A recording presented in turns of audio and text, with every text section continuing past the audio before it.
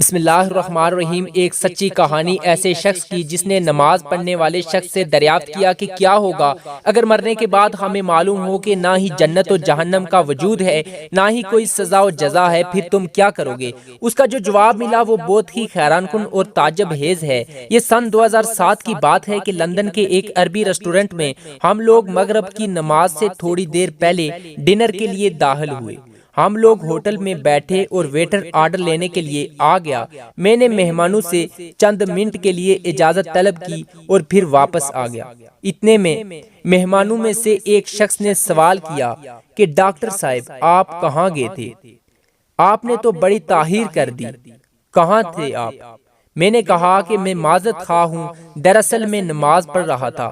اس نے مسکراتے ہوئے کہا کہ آپ اب بھی نماز پڑھتے ہیں؟ میرے بھائی آپ تو قدامت پسند ہیں۔ میں نے بھی مسکراتے ہوئے پوچھا قدامت پسند؟ وہ کیوں؟ کیا اللہ تعالیٰ صرف عربی ممالک میں ہے، لندن میں نہیں ہے؟ اس نے کہا کہ ڈاکٹر صاحب آپ سے کچھ سوالات کرنا چاہتا ہوں، آپ سے یہ درخواست کرتا ہوں کہ آپ اپنے جس کشادہ ظرفی کے لیے معروف ہیں اسی کشادہ قلبی سے مجھے تھوڑا سا برداشت کریں گے۔ میں نے کہا جی مجھے تو بڑی خوشی ہوگی، لیکن میری ایک شرط ہے۔ اس نے کہا جی فرمائیں۔ میں نے کہا کہ آپ اپنے سوالات مکمل کر لینے کے بعد تمہیں خال یا جیت کا اعتراف کرنا پڑے گا۔ اس نے کہا ٹھیک ہے مجھے منظور ہے۔ میں نے کہا چلو آپ سوال فرمائیں۔ اس نے کہا کہ آپ کب سے نماز پڑھ رہے ہیں؟ میں نے کہا کہ 7 سال کی عمر میں سے اب نماز کو سیکھنا شروع کیا اور 9 سال کی عمر میں پختہ کر لیا، تب سے اب تک کبھی نماز نہیں چھوڑی اور آئندہ بھی انشاءاللہ نہیں چھوڑوں گا۔ اس نے کہا کہ ٹھیک ہے، مرنے کے بعد اگر آپ کو یہ معلوم ہو کہ نہ ہی جنت و جہنم کا وجود ہے نہ ہی کوئی سزا و جزا ہے، پھر آپ کیا کرو گے؟ میں نے کہا کہ تم سے کیے گئے عہد کے مطابق پوری کشادہ قلبی سے تمہارے سوالات کا آخر تک جواب دوں گا۔ فرض کریں نہ ہی جنت و جہنم کا وجود ہوگا نہ ہی کوئی سزا و جزا ہوگی، تو میں ہرگز ہی کچھ نہ کروں گا، اس لیے کہ دراصل میرا معاملہ ہی ایسا ہے جیسا کہ حضرت علی بن ابو طالب رضی اللہ تعالیٰ عنہ نے کہا تھا، الہی میں تیرے عذاب کے خوف سے اور جنت کی آرزو میں سے تیری عبادت نہیں کی، بلکہ میں نے اس لیے تیری عبادت کی کہ کیونکہ تو عبادت کے لائق ہے۔ اس نے کہا کہ اور وہ آپ کی نمازیں جو 10ویں سال سے آپ پابندی کے ساتھ پڑھتے آ رہے ہیں، پھر آپ کو معلوم ہو کہ نمازی اور بے نمازی دونوں برابر ہیں، جہنم نام کی کوئی چیز نہیں ہے، پھر آپ کیا کریں گے؟ میں نے کہا کہ اس پر بھی مجھے کچھ پچھتاوا نہیں ہوگا، کیونکہ ان نمازوں کو ادا کرنے میں مجھے صرف چند منٹ ہی لگتے ہیں، چنانچہ میں انہیں جسمانی ورزش سمجھوں گا۔ اس نے کہا کہ وہ روزہ خصوصاً لندن میں، کیونکہ یہاں روزے کا وقفہ ایک دن میں 18 گھنٹے سے بھی تجاوز کر جاتا ہے، میں نے کہا کہ میں اسے روحانی ورزش سمجھوں گا، چنانچہ وہ میری روح اور نفس کے لیے اعلیٰ طرز کی ورزش ہے۔ اسی طرح اس کے اندر صحت سے جڑے بہت سارے فوائد بھی ہیں، جس کا فائدہ میری زندگی میں مجھے مل چکا ہے، اور کئی بین الاقوامی غیر اسلامی کا بھی یہ ماننا ہے کہ کچھ وقفے تک کھانا پینا بند کرنا جسم کے لیے بہت مفید اور نفع بخش ہے۔ اس نے کہا آپ نے کبھی شراب پی ہے؟ میں نے کہا کہ میں نے اس کو کبھی ہاتھ نہیں لگایا۔ اس نے تعجب سے کہا کہ کبھی نہیں؟ میں نے کہا کبھی نہیں۔ اس نے کہا کہ اس زندگی میں آپ اپنے آپ کو شراب نوشی کی لذت اور اس کے خمار کے سرور سے محرومی کے بارے میں کیا کہیں گے؟ میں نے اگر آپ کے لیے وہی ظاہر ہوا جو میں نے فرض کیا ہے۔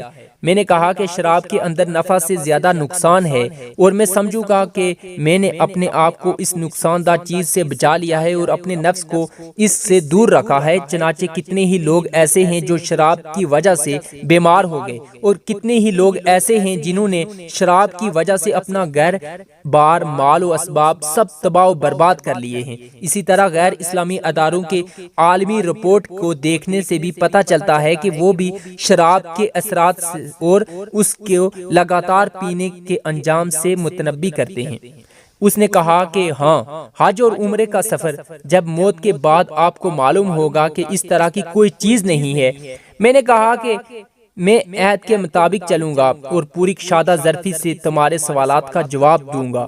میں حج اور عمرے کے سفر کو ایک خوبصورت تفریحی سفر سے تعبیر کروں گا جس کے اندر میں نے حد درجہ کی فرحت اور شادمانی محسوس کی اور اپنی روح کو علائشوں سے پاک اور صاف کیا، جس طرح تم نے اپنے اس سفر کے لیے کیا ہے، تاکہ تم ایک اچھا وقت گزار سکو اور اپنے عمل اور بوجھ اور معمولات زندگی کی تھکان کو دور کر سکو، اپنی روح کو تازگی فراہم کر سکو۔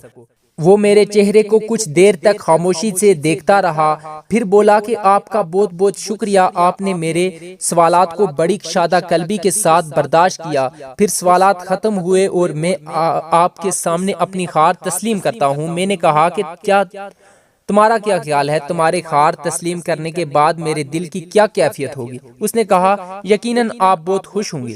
میں نے کہا ہرگز نہیں، بلکہ اس کے بالکل الٹا، میں بہت دکھی ہوں۔ اس نے تعجب سے کہا کہ دکھ ہی کیوں؟ میں نے کہا کہ اب تم سے سوال کرنے کی میری باری ہے۔ اس نے کہا فرمائیں۔ میں نے کہا کہ تمہاری طرح میرے پاس ڈھیر سارے سوالات نہیں ہیں، صرف ایک ہی سوال ہے، وہ بھی بہت سادہ اور آسان۔ اس نے کہا کہ وہ کیا؟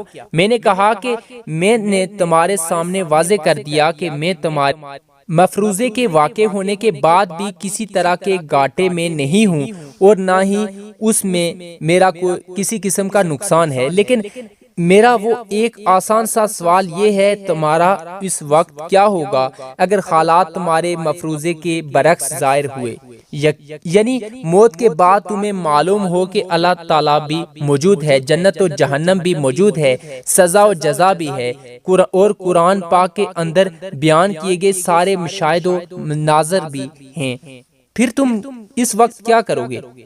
وہ میری آنکھوں میں آنکھیں ڈال کر خاموشی کے ساتھ دیر تک مجھے دیکھتا رہا، اور پھر ویٹر نے ہمارے میز پر کھانا رکھتے ہوئے ہماری خاموشی کو توڑا۔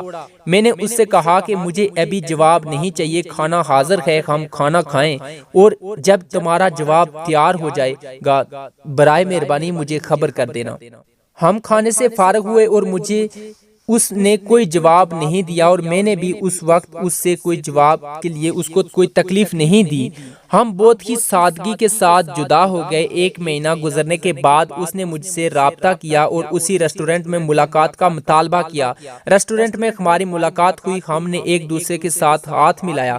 اچانک وہ مجھے گلے لگاتے ہوئے رو پڑا۔ میں نے پوچھا کہ کیا بات ہے، تم کیوں رو رہے ہو؟ اس نے کہا کہ یہاں آپ کا شکریہ ادا کرنے اور اپنے جواب سے آپ کو باخبر کرنے کے لیے آیا ہوں۔ 20 سال سے بھی زیادہ عرصہ تک نماز سے دور رہنے کے بعد اب میں نماز پڑھنے لگا۔ آپ کے جملے کی صدائے بازگشت میرے ذہن و دماغ میں بلا توقف گونجتی رہی اور میں نیند کی لذت سے محروم ہوتا رہا۔ آپ نے میرے دل و دماغ اور جسم میں آتش فشاں چھوڑ دیا اور وہ میرے اندر اثر کر گیا۔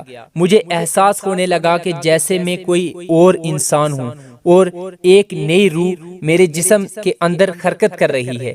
ایک بے مثال قلبی سکون بھی محسوس کر رہا ہوں۔ میں نے کہا ہو سکتا ہے جب وہ تمہاری بصارت نے تمہارا ساتھ چھوڑ دیا ہو تب ان جملوں نے تمہاری بصیرت کو بیدار کر دیا ہو۔ اس نے کہا بالکل ایسا ہی ہے، یقیناً جب میری بصارت نے میرا ساتھ چھوڑ